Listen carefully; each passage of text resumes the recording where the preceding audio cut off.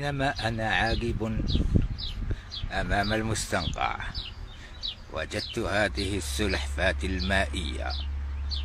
للعلم أن السلحفاة المائية تعيش في الماء مثل السمكة، ولكن السمكة لا تملك قوقعة مثلها، والسلحفاة لا تقلى في المقلاة.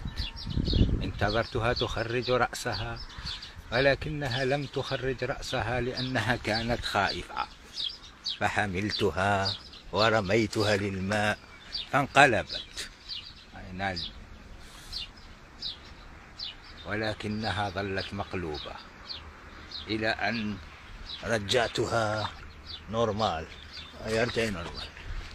وانتظرتها لتذهب ولكنها لم تذهب.